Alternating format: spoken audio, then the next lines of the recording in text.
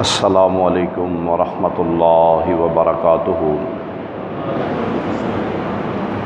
ان الحمد للہ نحمدہ ونستعینہ ونستغفرہ ونعوذ باللہ من شرور انفسنا ومن سیئات اعمالنا من يهده الله فلا مضل له ومن يضلل فلا هادي له واشهد ان لا اله الا الله وحده لا شريك له واشهد ان محمدا عبده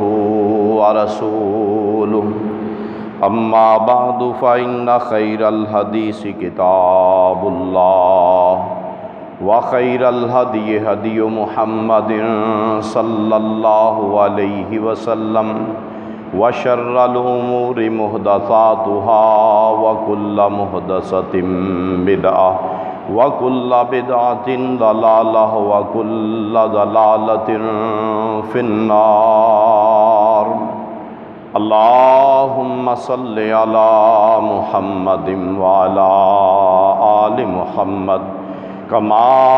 صلیت علی ابراہیم وعلی آل ابراہیم انک حمید مجید۔ اللہم بارک علی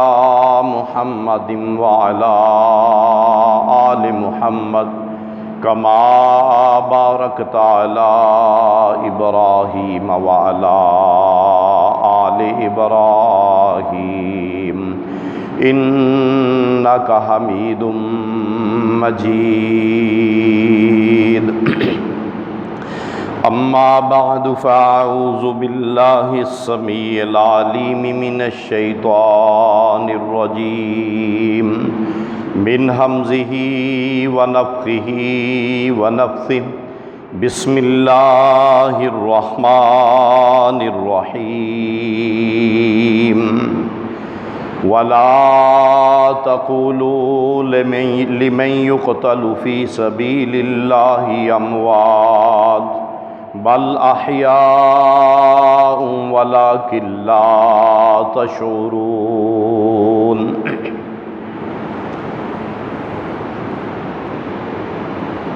اور تم ان لوگوں کو جو اللہ عز و جل کے راستے میں شہید ہو جاتے ہیں مردہ مت کہو، بلکہ وہ تو زندہ ہیں، اور لیکن تم ان کی زندگی کے بارے میں بالکل سمجھ اور شعور نہیں رکھتے۔ تو ہر قسم کی حمد و ثنا اللہ وحدہ لا شریک ذات کے لیے، اور درود و سلام امام الانبیاء سید الانبیاء جناب محمد الرسول اللہ صلی اللہ علیہ وآلہ وسلم آپ کی ذات اقدس و مطہر کے لیے،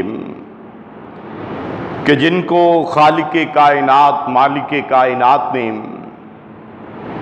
امام کائنات ہادی کائنات رہبر کائنات رحمت کائنات شاف محشر ساقی کوثر خاتم الانبیاء والمرسلین بنا کے بھیجا، اور وہ ہستی اقدس و مطہر کہ زندگی کا کوئی بھی شعبہ ہو، سال کا کوئی بھی مہینہ ہو،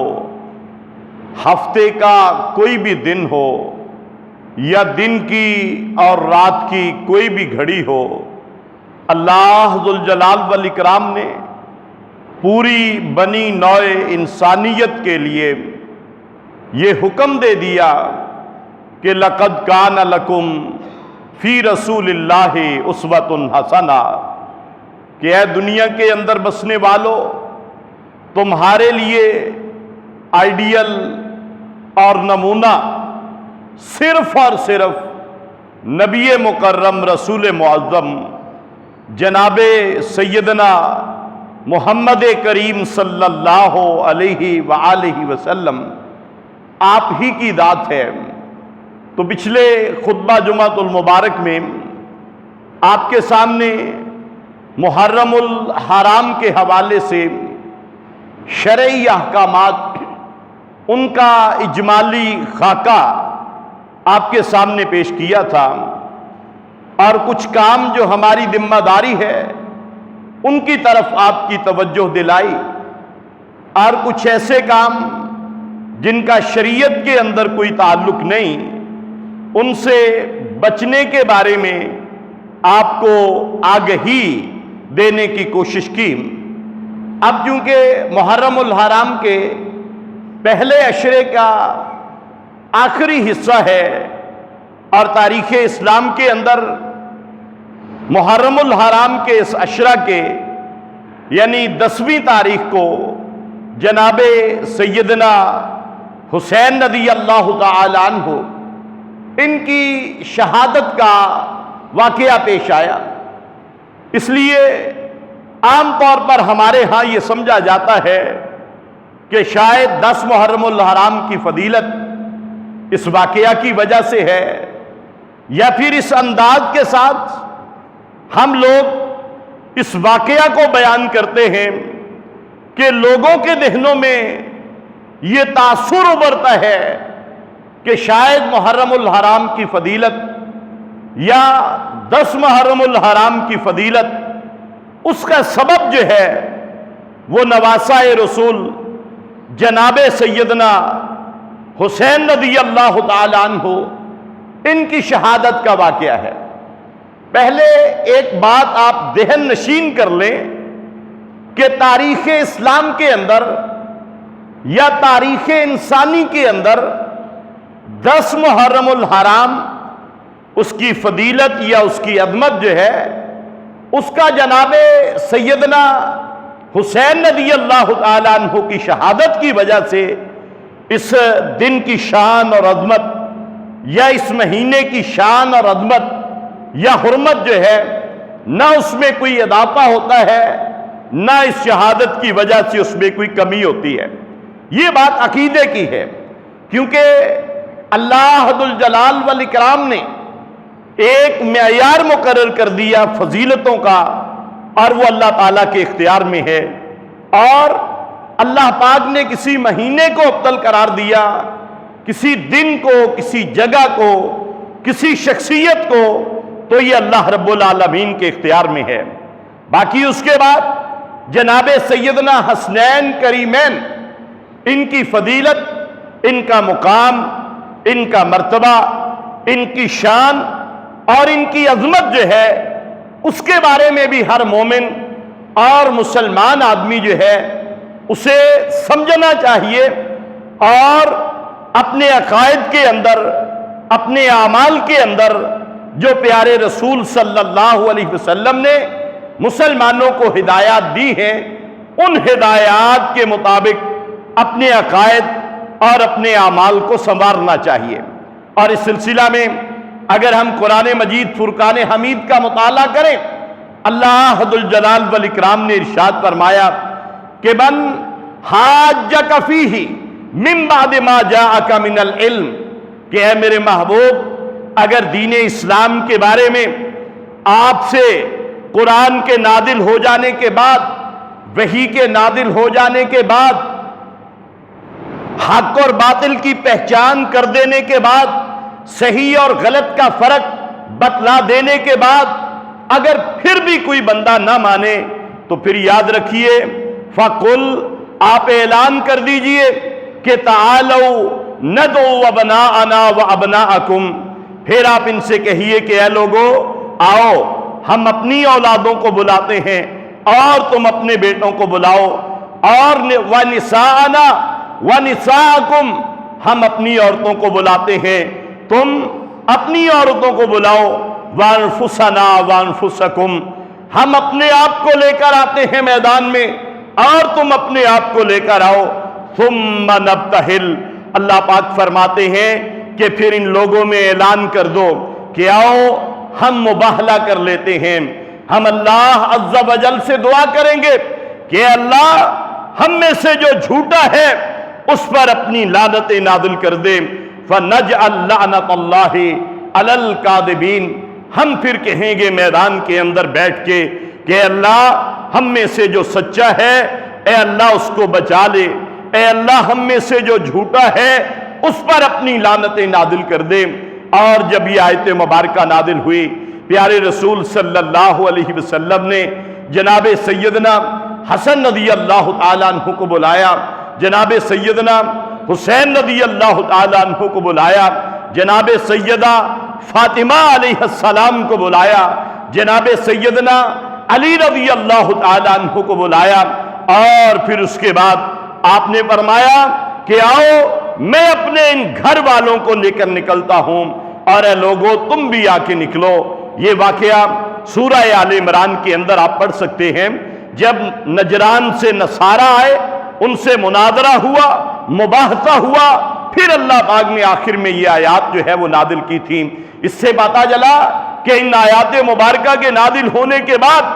جب اللہ پاک نے فرمایا نساءنا و نساءکم، تو آپ صلی اللہ علیہ وسلم نے سیدہ فاطمہ علیہ السلام کو بلایا، اور اللہ تعالیٰ نے ابناءنا و ابناءکم کہا تو آپ نے جناب سیدنا حسنین کریمین کو بلایا. انفسنا و انفسکم کہا تو آپ خود تشریف لائے، جناب سیدنا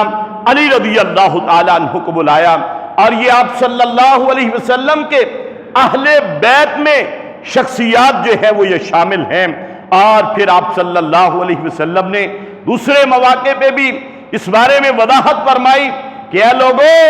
یہ میرے گھر والے، ان میں حسن اور حسین کے بارے میں آپ صلی اللہ علیہ وسلم نے فرمایا کہ اللہ رب العالمین سے آپ دعائیں بھی کیا کرتے ہیں، اور یہ ایک محبت کا اظہار تھا. آپ کیونکہ نانا تھے، حدیث کے اندر آتا ہے، امام ابو داود رحمہ اللہ نے اس روایت کو نقل کیا کہ اقا رسول اللہ صلی اللہ علیہ وسلم عن الحسن والحسین بکبشین کبشین. پیارے رسول صلی اللہ علیہ وسلم کو حسن حسین سے اتنی محبت تھی کہ جب وہ ان کی ولادت ہوتی ہے آپ اپنے گھر میں ان کا عقیقہ کرتے ہیں، آپ مینڈے ذبح کرتے ہیں. معلوم ہوا اگر نانا وہ بھی اپنے گھر میں اپنے دوستوں کے عقیقے کرتا ہے، یہ بھی سنت سے ثابت ہے. یہ بھی محبت کی ایک علامت ہوتی ہے کہ نانے کا اپنے نواسوں کے لیے جو ہے وہ محبت کا اظہار ہے. اور پھر یہ بھی پتا چلا کہ یہ سنت ہے، عقیقہ کرنا سنت ہے، ہمیں اس سنت کو اپنانا ہوگا، معاشرے کے اندر عام کرنا ہوگا. اور اسی طرح اللہ ذو الجلال والاکرام نے جب یہ آیت مبارکہ نازل کی کہ انما یرید اللہ لیذھب عنکم الرجس اہل البیت ویطہرکم تطہیرا، آپ صلی اللہ علیہ وسلم نے پھر ایک مرتبہ انہی اصحاب کو بلایا اور پھر فرمایا اللہم، اے میرے پروردگار، ہؤلاء اہلی، یہ میرے اہل ہیں، اے اللہ تو ان کو پاک کر دے، ان کو صاف کر دے، اور ان کے دلوں کو، ان کے اجسام کو، ان کے اعمال کو، ان کی دنیا کو، ان کی آخرت کو پاک اور صاف کر دے. اور یہی وجہ تھی کہ آپ صلی اللہ علیہ وسلم اللہ عز و جل سے دعائیں کیا کرتے تھے کہ اے میرے پروردگار، یہ جو حسن اور حسین ہے نا، اے اللہ میں ان سے محبت کرتا ہوں، اے اللہ تو بھی ان سے محبت کر. یعنی آپ دعا کرتے ہیں اللہ تعالیٰ سے کہ اللہ یہ جو حسن اور حسین ہیں میں ان سے محبت کرتا ہوں، اے اللہ یہ میرے بیٹے ہیں، اے اللہ تو بھی ان سے محبت کر. اور پھر اللہ ذو الجلال والاکرام نے بھی آپ صلی اللہ علیہ وسلم کو جو ہے وہ وحی کر دی کہ احب اللہ من احب حسینا، کہ اللہ پاک نے بھی اعلان کر دیا کہ آپ صلی اللہ علیہ وسلم کو کہ آپ اعلان کر دیجئے قیامت تک کے لیے جو بندہ چاہتا ہے کہ اللہ تعالیٰ اس سے محبت کریں، فرمایا کہ وہ بندہ حسن و حسین سے محبت شروع کر دے، اللہ رب العالمین اس سے محبت کرنا شروع کر دیں گے. کتنی عظمت کی بات ہے. اللہ تعالیٰ کی محبت حاصل کرنے کا کتنا آسان طریقہ ہے کہ ہم جناب حسنین کریمین سے محبت شروع کر دیں. اللہ ذو الجلال والاکرام جو ہے وہ ہم سے محبت کریں گے. کیوں محبت کریں گے؟ کیونکہ ایک مرتبہ پیارے رسول صلی اللہ علیہ وسلم وہ اللہ تعالیٰ سے دعا کرتے ہیں کہ اللہم انی احبہما فاحبہما، اے اللہ میں اپنے ان دونوں بیٹوں سے محبت کرتا ہوں، اے اللہ تو بھی ان سے محبت کر، واحبا من یحبہما، اور اے اللہ میں دعا کرتا ہوں جو بھی انسان ان دونوں سے محبت کرنے والا ہے، اے اللہ تو ان سے محبت کر. یعنی پیارے رسول صلی اللہ علیہ وسلم اللہ تعالیٰ سے دعا کر رہے ہیں کہ اللہ ان دونوں سے میں بھی محبت کرتا ہوں، اے اللہ تو بھی محبت کر، اور اے اللہ دنیا کے اندر بسنے والا کوئی بھی انسان اگر ان دونوں سے محبت کرے تو اے اللہ تو بھی ان سے محبت کرنا. اور اسی طرح پیارے رسول صلی اللہ علیہ وسلم نے ارشاد فرمایا، ترمذی شریف کی حدیث ہے کہ انا رسول اللہ صلی اللہ علیہ وسلم، بے شک پیارے رسول صلی اللہ علیہ وسلم نے ارشاد فرمایا لعلی، جناب سیدنا علی رضی اللہ تعالیٰ عنہ کے بارے میں، سیدہ فاطمہ علیہ السلام کے بارے میں، والحسن والحسین، جناب حسن اور جناب حسین رضی اللہ تعالیٰ عنہما کے بارے میں آپ نے فرمایا انا حرب لمن حاربتم، اے دنیا والو یاد رکھنا میری اس شخص سے لڑائی ہے جو ان سے لڑے گا. صحیح حدیث ہے. وَأَنَا سِلْمٌ لِمَنْ سَالَمْتُمْ، اور تم میں سے جو شخص بھی ان کے ساتھ صلح رکھے گا میری بھی ان کے ساتھ صلح ہے. یہ حدیث مبارکہ امام ترمذی رحمہ اللہ نے اپنی کتاب کے اندر نقل کی. اور اسی طرح پیارے رسول صلی اللہ علیہ وآلہ وسلم آپ نے ارشاد فرمایا، آپ نے فرمایا ایک مرتبہ جناب سیدنا حذیفہ بن یمان رضی اللہ تعالیٰ عنہ، پیارے رسول صلی اللہ علیہ وسلم کے وہ ایک ایسے صحابی ہیں جو آپ صلی اللہ علیہ وسلم کے رازدار صحابی کے نام سے معروف ہیں. اللہ کے نبی کے راز حضرت حذیفہ بن یمان کے پاس ہیں، اور وہ ایک مرتبہ بیان کرتے ہیں کہ میں اپنے گھر آیا، اور جب میں گھر آیا میری والدہ محترمہ، میں ان سے ملا، ان کو سلام کیا،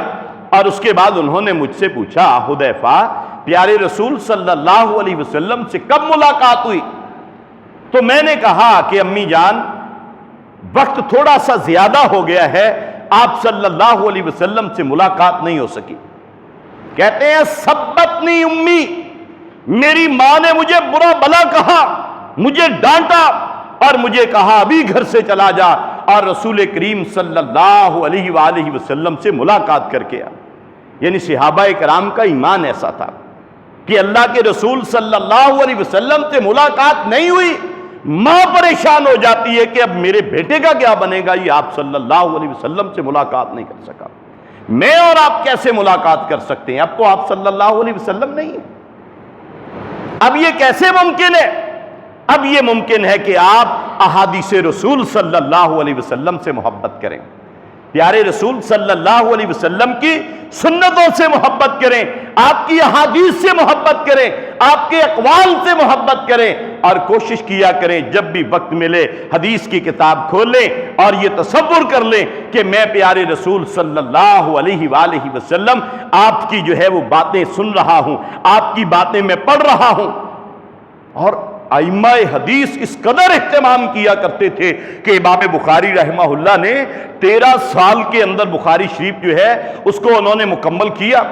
اور کہتے ہیں کہ جب بھی میں حدیث کتاب کے اندر درج کرنے کا ارادہ کرتا میں غسل کرتا، روضۃ من ریاض الجنہ میں آ کے 2 نفل ادا کرتا، اور ان 2 نوافل کے پڑھنے کے بعد پھر استخارہ کر کے پھر میں جو ہے وہ کتاب کے اندر حدیث جو ہے اس کو درج کیا کرتا تھا. کتنی محبت حدیث مبارکہ سے، غسل کرنا، خوشبو لگانا، 2 رکعت نماز پڑھنا، کیوں اہتمام کر رہے ہیں کہ اب میں پیارے رسول صلی اللہ علیہ وسلم کی حدیث مبارکہ کا مطالعہ کرنے لگا ہوں، آپ کی زبان سے نکلے ہوئے الفاظ میں ان کو اپنی زبان سے ادا کروں گا، میں اپنے قلم سے ان کو اپنی کتاب کے اندر تحریر کروں گا. بعض لوگوں نے کہا جی پھر یہ تو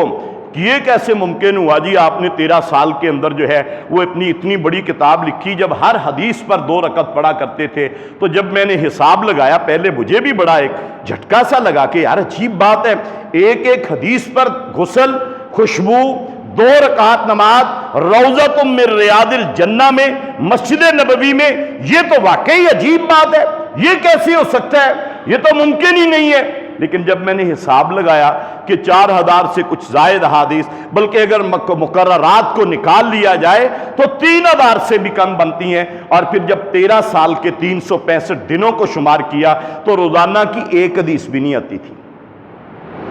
یہ بات لوگ نا بڑی بڑی باتیں کرتے ہیں، بندہ حیران ہو جاتا ہے یار یہ کیسے ہو گیا، اور روزانہ کی 1 حدیث بھی نہیں بنتی۔ چلیں تو وہ حضرت حذیفہ کہتے ہیں کہ میں فوراً اپنے گھر سے نکل گیا، نہ کچھ کھایا نہ پیا۔ یہ ہے محبت پیارے رسول صلی اللہ علیہ وسلم کی۔ اور پھر جب میں گیا مسجد نبوی میں، نماز مغرب کا وقت تھا، میں نے مغرب کی نماز ادا کی، میں بیٹھا رہا، آپ صلی اللہ علیہ وسلم کے پاس کچھ مہمان تھے، آپ ان سے بات چیت کرتے رہے، مسجد میں بیٹھے رہے۔ عشاء کا وقت ہو گیا، میں نے عشاء کی نماز پڑھی، آپ صلی اللہ علیہ وسلم اپنے یعنی مسجد سے نکلے اور آپ جا رہے ہیں گھر کی طرف، اندھیرا ہے، میں بھی آپ کے پیچھے پیچھے چل پڑا۔ اور جب میں گیا تھوڑی دیر کے لیے آپ صلی اللہ علیہ وسلم رک گئے کہ شاید آپ کوئی کسی مصروفیت میں ہیں، اور اس کے بعد آپ دوبارہ چلے تو میں پھر آپ کے پیچھے چل پڑا، اور آپ نے پوچھا من، بھئی کون ہے، اس کے پیروں کی آواز ہے؟ میں نے کہا جی حذیفہ۔ اے اللہ کے رسول صلی اللہ علیہ وسلم میں حذیفہ ہوں۔ آپ نے فرمایا اللہ تعالیٰ تجھے بھی بخش دے، اللہ تعالیٰ تیری والدہ کو بھی بخش دے، اللہ تعالیٰ تجھ پہ بھی اپنی رحمتیں نازل فرمائے، اللہ تعالیٰ تیری والدہ پہ بھی اپنی رحمتیں نازل فرمائے۔ حضرت حذیفہ کہتے ہیں جب میں گھر سے نکلا تھا نا تو میں یہ ارادہ کر کے نکلا تھا کہ میں اپنے لیے بھی اور اپنی والدہ کے لیے بھی پیارے رسول صلی اللہ علیہ وسلم سے دعا کرواؤں گا۔ کہتے ہیں آپ نے میری درخواست کے بغیر ہی میرے لیے بھی دعا کر دی، میری والدہ کے لیے بھی دعا کر دی۔ اس لیے جب بھی کوئی بندہ ملتا ہے آپ سے نیکی کرتا ہے، آپ اس کے لیے بھی دعا کریں، اس کے والدین کے لیے بھی، بغیر کسی مطالبے کے دعا کر دیا کریں کہ اللہ اسے بھی بخش دے، اس کی ماں کو بھی بخش دے، اس کے باپ کو بھی بخش دے، اے اللہ اس پر بھی رحمت نازل فرما، اس کے والد پر بھی، اس کی والدہ پر بھی۔ یہ مسنت طریقہ ہے دعا دینے کا۔ اور پھر اس کے بعد کہتے ہیں کہ آپ نے پوچھا کہ حذیفہ تجھے پتہ ہے کہ ابھی میں تھوڑی دیر کے لیے رکا تھا، کیوں رکا تھا؟ جناب حذیفہ رضی اللہ تعالیٰ عنہ کہتے ہیں کہ یا رسول اللہ صلی اللہ علیہ وسلم مجھے تو کوئی پتا نہیں، آپ ٹھہرے تھے، گویا کہ آپ کسی سے کوئی بات چیت کر رہے ہیں، لیکن مجھے نہیں پتا تھا کہ آپ یہاں پہ کیوں ٹھہرے ہیں۔ آپ صلی اللہ علیہ وسلم نے فرمایا کہ اے حذیفہ بات پتہ کیا ہے، ابھی میرے پاس ایک فرشتہ آیا تھا، اور اس فرشتے نے کہا کہ میں جب سے دنیا بنی ہے میں زمین پہ نہیں آیا، میں نے اللہ تعالیٰ سے درخواست کی کہ اللہ میں تیرے محبوب نبی صلی اللہ علیہ وسلم کی زیارت کرنا چاہتا ہوں۔ دیکھیے فرشتوں کی اللہ کے رسول صلی اللہ علیہ وسلم سے محبت، کیا ہمارے دل کے اندر بھی یہ محبت ہے کہ قیامت والے دن ہم بھی حوض کوثر پہ پیارے رسول صلی اللہ علیہ وسلم کا دیدار کریں، آپ صلی اللہ علیہ وسلم کی شفاعت نصیب ہو، آپ صلی اللہ علیہ وسلم کے ہاتھوں حوض کوثر جو ہے وہ پیے؟ یہ تڑپ ہونی چاہیے، یہ اسی وقت پیدا ہوگی جب ہمارا تعلق آپ صلی اللہ علیہ وسلم سے مضبوط ہوگا۔ اور وہ کہتے ہیں اس فرشتے نے کہا کہ میں نے اللہ تعالیٰ سے اجازت مانگی کہ اللہ میں زمین پہ جانا چاہتا ہوں، میں تیرے محبوب پیغمبر جناب محمد کریم صلی اللہ علیہ وسلم کی زیارت کرنا چاہتا ہوں، اور اللہ تعالیٰ نے مجھے اجازت دے دی، اور میں آج اس لیے آپ کی زیارت کے لیے آیا، اور یا رسول اللہ صلی اللہ علیہ وسلم میں آپ کو 2 خوشخبریاں بھی دینے آیا۔ آپ نے پوچھا وہ کون سی خوشخبری بھائی، اسپیشل اجازت لے کر آ رہے ہو، کون سی خوشخبری دینے کے لیے؟ فرمایا کہ 2 باتیں، ایک تو یہ بات ہے کہ جو آپ کے نواسے ہیں نا، جو آپ کے نواسے ہیں حسن اور حسین، فرمایا کہ اللہ تعالیٰ نے یہ اعلان کر دیا ہے کہ سیدہ شباب اہل الجنہ، کہ یہ جو جنت کے اندر نوجوان جنت میں جائیں گے، جوانی کی عمر میں جو لوگ جو ہے وہ فوت ہونے کے بعد، ویسے تو سارے جوان ہوں گے لیکن جن کی موت جوانی کی حالت میں ہوئی ہوگی، فرمایا جو نوجوان جنت میں جائیں گے نا، یہ سارے جنتیوں کے آدم علیہ السلام سے لے کر قیامت تک کے لیے جتنے بھی نوجوان ہیں ان سب کے سردار جنت کے اندر اللہ رب العالمین نے حسن و حسین کو بنا دیا ہے۔ کتنی بڑی فضیلت ہے کہ ایک فرشتہ جو ہے وہ بیان کرنے کے لیے آتا ہے، خوشخبری دینے کے لیے آتا ہے،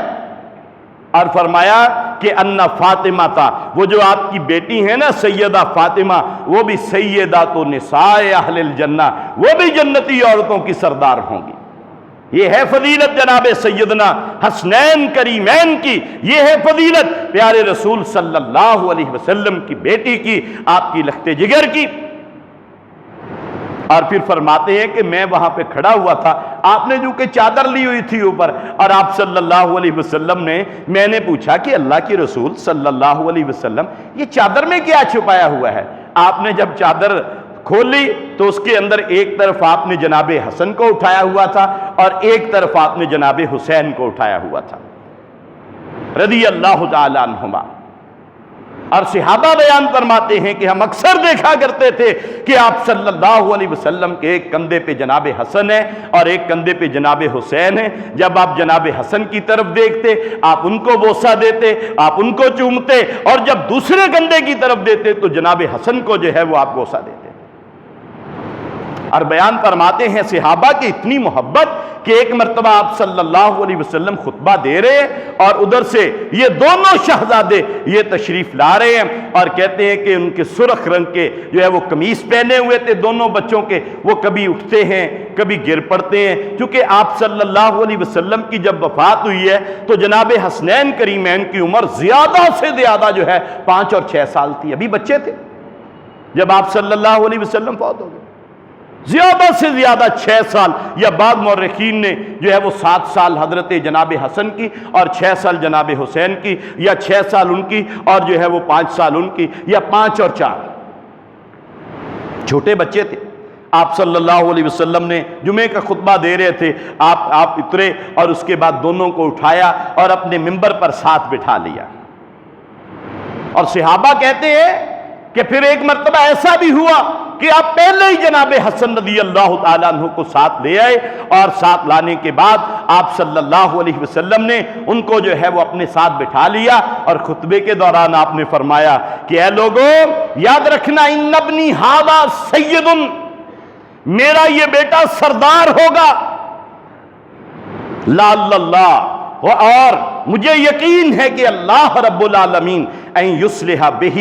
بین فئتین من المسلمین، کہ اللہ رب العالمین مسلمانوں کی 2 بڑی جماعتوں کے اندر جو ہے وہ میرا یہ بیٹا، اللہ تعالیٰ میرے اس بیٹے کے ذریعے سے مسلمانوں کی جماعتوں میں صلح کروائیں گے۔ صلح کرانے والے اللہ تعالیٰ، سبب بننے والے آپ صلی اللہ علیہ وسلم کے نواسے جناب حسن، اور اس صلح سے استفادہ کرنے والے پورا عالم اسلام۔ اور پھر چشم کائنات نے دیکھا، کہ ایک وقت آیا جب مسلمانوں کے اندر اختلاف ہوا، اور اس اختلاف، اور یہ بھی ہمارے ہاں بڑی عجیب بات ہے، ہم جب بھی اسلامی اور مسلمانوں کی تاریخ کے بارے میں دیکھتے ہیں ہم منفی سوچ رکھ کے دیکھتے ہیں، عجیب بات ہے، حالانکہ مسلمانوں کی تاریخ تابناک ہے، مسلمانوں کے کارنامے آج تک جدید دنیا میں بھی لوگ اس تک نہیں پہنچ سکے، مسلمانوں کی ترقی، مسلمانوں کا عدل، مسلمانوں کا انصاف، اور حقوق اللہ اور حقوق العباد کا پرچار، عدالتوں کے اندر انصاف، یہ مسلمانوں کا ترہ امتیاز رہا جب تک خلافت جو ہے وہ قائم رہی۔ تو 1923 کل کی بات ہے جب تک خلافت قائم رہی ہے، مسلمان حکمران رہے ہیں، اور اب اگر ہماری یہ حالت ہے یہ اس لیے ہے کہ ہم نے اسلام کو چھوڑا ہے، اور کوئی سبب نہیں ہے، صرف اس وجہ سے کہ ہم نے اسلام کو چھوڑ دیا، ہماری عدالتوں میں انصاف نہیں، کسی اور جگہ پر عدل نہیں، کسی بھی جگہ پہ ہم نے اسلام، ہم کہتے ہیں جی اسلام سب سے اچھا دین ہے۔ وہ اللہ کے بندو، یہ اسلام صرف نماز پڑھنے کا نام نہیں ہے، اسلام کا مطلب ہے کہ تمہاری عدالتوں کے اندر فیصلے قرآن و سنت کے مطابق ہوں، تمہاری معیشت قرآن و سنت کے مطابق ہو، تمہاری معاشرت قرآن و سنت کے مطابق ہو۔ اللہ پاک نے فرمایا وَمَن لَّمْ يَحْكُم بِمَا أَنزَلَ اللَّهُ فَأُولَٰئِكَ هُمُ الْكَافِرُونَ، وہ لوگ جو اپنے فیصلے اور اپنی حکومتیں اللہ کے نادل کردہ نظام کے مطابق نہیں کرتے، اللہ پاک فرماتے ہیں وہ ظالم ہیں، وہ فاسق ہیں، وہ کافر ہیں۔ اور ان میں سے ہم کیا ہیں، ہمیں خود جو ہے وہ دیکھنا ہوگا۔ اسلام کو ہم نے چھوڑا ہے، اسلام کے اندر اسلام سب سے اچھا دین ہے، لیکن اپناتے نہیں ہیں ہم لوگ۔ اور پھر اس کے بعد جناب حسنین کریمین، اور یاد رکھیے اللہ رب العالمین نے فرمایا کہ ان الذین یؤذون اللہ ورسولہ لعنہم اللہ فی الدنیا والآخرہ وأعد لہم عذابا مہینا۔ اللہ پاک نے فرمایا اے لوگوں جو اللہ رب العالمین کو، اللہ کے رسول صلی اللہ علیہ وسلم کو تکلیف پہنچائے گا، اللہ تعالیٰ کی اس پہ لعنتیں پہنچتی ہیں، اللہ تعالیٰ نے اس کے لیے عذاب علیم تیار کر رکھا ہے۔ اب جناب حسنین کریمین ان کو تنگ کرنے والے، ان کو تکالیف پہنچانے والے، یقیناً وہ لوگ جو ہیں وہ بچنے والے نہیں ہیں اللہ کی پکڑ سے، وہ بچنے والے نہیں ہیں۔ اور میں نے پچھلے خطبہ میں بھی ذکر کیا تھا۔ اور پھر وہ حضرت حسن نے صلح کروائی، کب کون سی صلح کروائی یہ آپ لوگ جانتے ہیں کہ جناب سیدنا امیر معاویہ رضی اللہ تعالیٰ عنہ مسلمانوں کے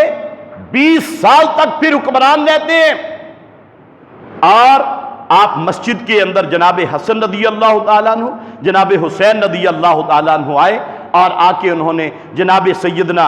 امیر معاویہ رضی اللہ تعالیٰ عنہ کو پھر انہوں نے ان کے ہاتھ پر بیعت کی، اور یہ مت سمجھیے کہ کسی ڈر کی وجہ سے، کسی خوف کی وجہ سے بیعت کی، یا کسی نااہل اور کسی ظالم آدمی کے ہاتھ پر بیعت کی۔ ہم یہ لوگ تصور کر ہی نہیں سکتے کہ جناب حسن اور حسین اللہ کے نبی کے نواسے ہوں، اور جنت کے جوانوں کے سردار ہوں، اور ایسی شخصیت کہ جن کی محبت اللہ کی محبت حاصل کرنے کے مترادف ہو، اور جن کے بارے میں آپ نے فرمایا ہو کہ جو حسن اور حسین سے جنگ کرے گا میں ان سے جنگ کروں گا، جو ان سے صلح رکھے گا میں ان سے صلح رکھوں گا۔ میں نہیں تسلیم کر سکتا کہ جناب حسن و حسین نے جو ہے کسی دباؤ میں آ کر صلح کی ہو، یا کسی نااہل بندے کو 48 لاکھ مربع میل کا حکمران بنا دیا ہو۔ میں اپنے بارے میں ہم سوچ سکتے ہیں، ہماری عوام کے بارے میں ہم سوچ سکتے ہیں کہ ہم کیسے کیسے لوگوں کو صدر بنا دیتے ہیں، ہم کیسے کیسے لوگوں کو وزیر اعظم بنا دیتے ہیں، ہمارے صاحب اختیار لوگ کیسے کیسے لوگوں کو اقتدار کی کرسیوں پہ بٹھا دیتے ہیں، یہ ہم مان سکتے ہیں۔ لیکن اللہ کی قسم میں جناب حسن کے بارے میں، میں جناب حسین رضی اللہ تعالیٰ عنہما کے بارے میں سوچ بھی نہیں سکتا کہ انہوں نے جناب امیر معاویہ کو جب مسلمانوں کا 48 لاکھ مربع میل کا حکمران بنایا تو کسی نااہل کے سپرد انہوں نے کر دی باغ ڈور اسلام کی، مسلمانوں کی، ناممکن ہے۔ وہ اہل تھے، اسی لیے جناب حسنین کریمین نے ان کو بنایا۔ اور پھر دیکھیے جناب حسن بھی بیعت کرتے ہیں، جناب حسین رضی اللہ تعالیٰ عنہما جب یہ دونوں بیعت کرتے ہیں، اور پھر 48 لاکھ مربع میل تک یہ بات نہیں ٹھہرتی، پھر دنیا کا کوئی ایسا بر اعظم نہیں تھا جہاں پہ جناب امیر معاویہ نے اسلام کا پرچم نہ لہرایا ہو، کہ اللہ کے نبی کے نواسوں نے میرے اوپر اعتماد کیا ہے، اللہ کے نبی کے نواسوں نے مجھے جو ہے وہ بیعت دینے کے بعد مجھے مسلمانوں کی خلافت اور امارت پہ بٹھایا ہے۔ اب دنیا کے اندر قیامت تک کے لیے آنے والا کوئی بندہ یہ نہ کہے کہ اللہ کے نبی کے نواسوں نے کسی نااہل کو حکومت دے دی تھی، یہ نہیں ہو سکتا۔ جناب امیر معاویہ کے بارے میں اپنی جو ہے وہ ذہن کے اندر جو خرافات ہیں ان کو نکال دیجئے۔ اگر ان کو کوئی نااہل کہتا ہے، کوئی ظالم کہتا ہے، کوئی اور لفظ بولتا ہے تو یاد رکھیے وہ جناب حسنین کریمین کو گالی دیتا ہے، نعوذ باللہ، کیونکہ ان کو تو حکمران وہ بنا رہے ہیں، خود بنا رہے ہیں، اور پھر ان کی امارت میں بیٹھے ہیں 20 سال تک۔ اور پھر اس کے بعد اب وقت نہیں ہے واقعہ کربلا کے بارے میں ہم بات کریں، لیکن ایک بات ذہن میں رکھیے کہ جو شخص بھی جناب حسن اور حسین رضی اللہ تعالیٰ عنہما ان کا دامن بھی صاف ہے، اور اس کے بعد آگے چلیے ہمارا یہ عقیدہ ہے کہ جو بھی جناب حسنین کریمین ان کے قاتل ہیں، ان کے دشمن ہیں، یاد رکھیے کہ وہ ہر مسلمان اور مومن کے دشمن ہیں، اور جنہوں نے ان کو شہید کیا اللہ کی قسم قیامت تک وہ اپنے آپ کو سزائیں دیتے رہیں گے۔ دنیا دیکھتی ہے بازاروں میں، سڑکوں میں ان کی اولادیں وہ اسی طرح روتے رہیں گے، پیٹتے رہیں گے، کیونکہ جرم ہی اتنا بڑا کیا ان لوگوں نے۔ اور جناب عبداللہ بن عمر رضی اللہ تعالیٰ عنہ، ان سے ایک آدمی نے پوچھا، بیت اللہ کے پاس بیٹھے ہوئے ہیں، ان سے پوچھا ایک پوچھنے والے نے، اس نے کہا کہ جناب میں حج کے لیے آیا اور میں نے احرام باندھا اور میں ایک مرتبہ لیٹا ہوا تھا، مکھی نیچے آ گئی اور وہ مر گئی، اب میرے اوپر کوئی دم تو نہیں پڑے گا؟ جناب عمر کے بیٹے عبداللہ رضی اللہ تعالیٰ عنہ وہ کیا کہتے ہیں، ڈرتے نہیں ہیں صحابہ کسی سے، کسی نے کسی سے ڈر کے بیعت نہیں کی ہے، کوئی خوف نہیں، وہ ہر بات حق بات اعلانیہ کہا کرتے تھے۔ انہوں نے کہا کہ تیرا تعلق کوفہ سے ہے؟ اس نے کہا ہاں۔ اس نے کہا تجھے شرم نہیں آتی؟ اللہ کے نبی کے نواسے کو تم نے شہید کر دیا اور اب مکھی کے مرنے پہ مجھ سے سوال کرتے ہو؟ قاتل کون ہے؟ کوفہ والے قاتل ہیں، جنہوں نے خط لکھے تھے قاتل وہ ہیں، جنہوں نے خط لکھے تھے قاتل وہ ہیں۔ اور جناب حسنین کریمین جناب حسین رضی اللہ تعالیٰ نے 3 شرطیں لکھی ہیں۔ دنیا کے اندر کوئی بھی ایسا جو ہے وہ آپ کتاب نہیں دکھا سکتے کہ جس میں واقعہ کربلا لکھا ہو اور جو 3 شرطیں نہ لکھی ہوں جو جناب حسین رضی اللہ تعالیٰ عنہ نے پیش کی تھیں کہ مجھے واپس مکہ جانے دیجئے۔ اب میں نہیں سمجھتا کہ جناب حسین رضی اللہ تعالیٰ عنہ اس لشکر کو دیکھ کے ڈر گئے تھے، نعوذ باللہ، نہیں، یہ ہو ہی نہیں سکتا۔ دوسری شرط کیا تھی کہ مجھے اسلامی سرحدوں پہ بھیج دیا جائے، میں وہاں پہ جہاد کروں جا کے۔ اور تیسری کیا تھی کہ مجھے دمشق میں بھیج دیا جائے، شام میں بھیج دیا جائے، میں وہاں پر جو مسلمانوں کا حکمران ہے میں اس کے ساتھ جا کے جو ہے وہ اپنے معاملے کو طے کر لوں۔ یہ 3 شرطیں تھیں، لیکن وہ لوگ جنہوں نے خط لکھے تھے، جن کے خط آپ کے پاس تھے، ان لوگوں کو یہ یقین تھا کہ آج بھی اسلامی عدلیہ حق پہ فیصلہ کرتی ہے، اور جن جن لوگوں کے خط تھے ان کی سزا قتل تھی، ان کو پتا تھا کہ ہم مارے جائیں گے۔ جس بندے کے خط اور ان خطوں کو چھینتے ہوئے، خطوں کو آگ لگاتے ہوئے انہوں نے جناب حسین رضی اللہ تعالیٰ عنہ کو شہید کیا ہے۔ اور آگے چلیے، واقعہ کربلا بیان کرتے ہیں، لیکن اللہ کی قسم اس کربلا کے میدان کے اندر شہید ہونے والوں کے نام نہیں لیتے۔ کون شہید ہوا؟ جناب علی رضی اللہ تعالیٰ عنہ کے بیٹے شہید ہوئے، حضرت حسین کے بھائی شہید ہوئے۔ ان کا نام کیا تھا؟ ابو بکر۔ ان کا نام کیا تھا؟ عمر۔ ابو بکر بن علی، عمر بن علی، عثمان بن علی۔ جناب حسن کے بیٹے شہید ہوئے، ان کے نام کیا تھے؟ ابو بکر بن علی، ابو بکر بن حسن، عمر بن حسن، عثمان بن حسن۔ جناب حسین کے بیٹے شہید ہوئے، ان کے نام کیا تھے؟ ابو بکر، عمر اور عثمان۔ اور آج جناب ابو بکر صدیق رضی اللہ تعالیٰ عنہ کے بارے میں خرافات بکی جاتی ہیں ہمارے ملک کے اندر، جسے اسلام کے نام پہ حاصل کیا گیا۔ تو یاد رکھیے اللہ کی قسم، اس ملک جو ہے یہ وطن سے بھی زیادہ ہمارے نزدیک اہمیت ہے جناب ابو بکر صدیق رضی اللہ تعالیٰ عنہ کی۔ ہمارے والدین سے بڑھ کر ہمارے دل کے اندر عقیدت اور احترام ہے جناب ابو بکر صدیق کا رضی اللہ تعالیٰ عنہ۔ اور یاد رکھیے، جن لوگوں کے گھروں کے اندر ابو بکر، عمر اور عثمان نام نہیں ہے، یاد رکھیے وہ جناب حسنین کریمین جو ہے ان سے محبت کرنے والے نہیں ہیں۔ علی نے اپنے بیٹوں کا نام ابو بکر رکھا، عمر رکھا، عثمان رکھا، حضرت حسن نے رکھا، حضرت حسین نے اپنے بیٹوں کے نام رکھے۔ اور جن لوگوں کے یہ نام نہیں ہے، جو لوگ ان کو اچھا نہیں سمجھتے، یاد رکھیے وہ جناب حسن اور حسین سے محبت نہیں کرتے، بلکہ وہ دشمن ہے جناب حسن کے بھی، جناب حسین کے بھی، جناب علی المرتضیٰ کے بھی، جناب سیدہ فاطمہ علیہ السلام کے بھی، اہل بیت کے بھی، اللہ کے نبی کے بھی، قرآن کے بھی، اللہ کے بھی اور اسلام کے بھی وہ دشمن ہے۔ اور جو ان کا دشمن ہے یہ ہمیں سمجھ نہیں آ رہی، وہ ہمارے پاکستان کے بھی دشمن ہے، یہ سمجھ آ جائے گی بعد میں۔ تو اللہ رب العالمین سے دعا ہے اللہ پاک ہمیں صحابہ کرام اہل بیت سے محبت اور عقیدت کی توفیق عطا فرمائے۔ وما علینا الا البلاغ المبین۔